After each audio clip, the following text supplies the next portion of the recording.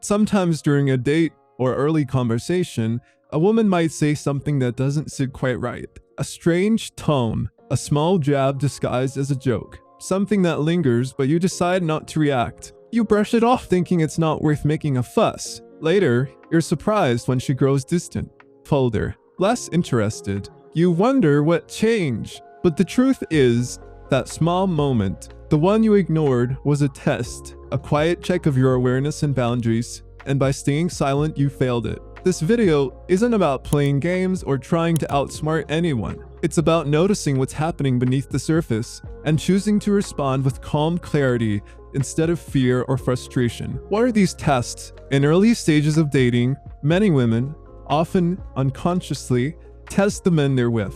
These aren't manipulations. They're more like emotional diagnostics. Small pressures designed to reveal who you are when things aren't perfectly comfortable. Are you stable under pressure? Can you say no? Will you disappear the moment things don't go your way? Or do you have the presence to stay grounded and consistent? Understanding these tests doesn't mean becoming defensive. It means learning to stand on your own terms, kindly but firmly. Subtle disrespect. I was on a date once. We were laughing, joking, and I made a playful comment. She replied, "You're such an idiot," and quickly changed the subject. I laughed it off, and I didn't want to seem uptight. But looking back, that was the moment I should have paused and said something like, "That didn't feel great." Just being honest. It's not about overreacting. It's about showing you have boundaries, even with someone you like. That moment set the tone for what she believed she could get away with, and I allowed it. Changing plans last minute. I once planned a nice outing, take the place I liked, and invited her. But just before the meeting, she suggested something completely different. Without thinking, I said yes. I wanted to be agreeable. The result? The dynamic shifted. I was no longer leading the interaction, and eventually, she lost interest. What I should have said was simple. "That's not really my thing. Let's stick to the original plan or maybe reschedule."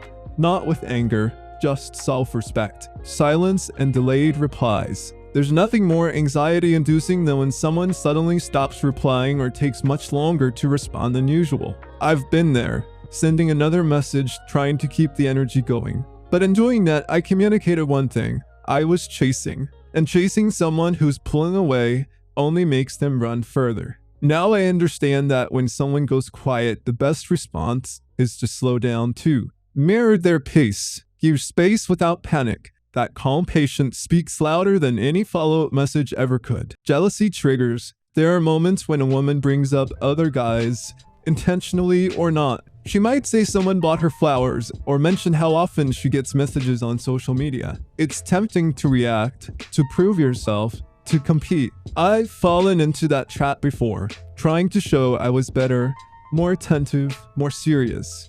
But the truth is, if someone respects you, they won't want you to feel like you're in competition. And if they do provoke that feeling, the best response is simple honesty.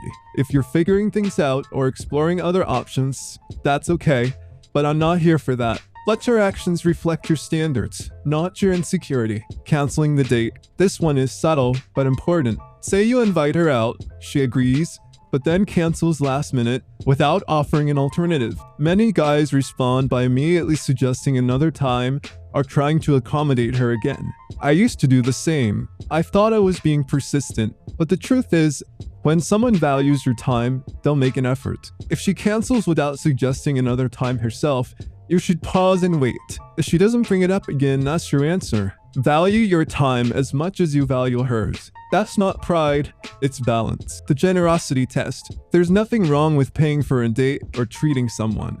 But early on, it's easy to fall into a trap, trying to impress through expensive dinners or gifts, especially when she hasn't done much to earn that investment yet. I once took a girl to an upscale restaurant on our first meeting. She hadn't asked for it, and we barely knew each other. During the date, she told me she was only there because she was bored. It stung, but honestly, it was my own fault. I put effort where it hadn't been earned. Generosity should feel natural, not performative. Choose places you enjoy within your comfort zone. You need to prove your worth with your wallet. Your presence, attention, and calm are more valuable than anything you can buy. The freeze out during intimacy. You're spending time together. The energy is warm, things are flowing naturally, and then, at the last minute, she pulls away. it feels like something broke, like the connection disappeared. It's tempting to react emotionally, to feel rejected, to ask questions, to pressure or withdraw in frustration. But this too is often a test, not of whether you deserve closeness, but of whether you need it too much. She's watching how you handle disappointment, whether you panic or stay composed. The right response is simple. You slow down. You accept it without taking it personally. Of course, no rush. Let's just enjoy the evening. If it happens once, it's just a boundary. If it becomes a pattern, it might be control. And then you decide if that's something you want to continue engaging with. Most of these tests aren't malicious. Often, they're not even conscious. They're part of how we all, men and women, gauge trust, safety, and strength in others. The problem isn't the test itself.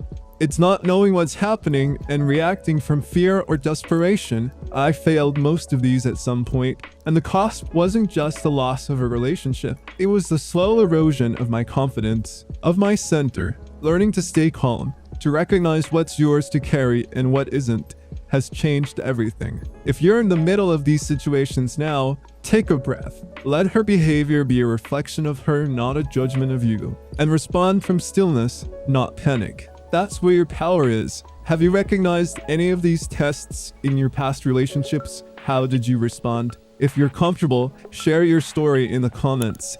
And if you're a woman watching, let us know. What do you look for when you push someone emotionally? This was Mimic, San. Thanks for watching. Take care of yourself and protect your peace.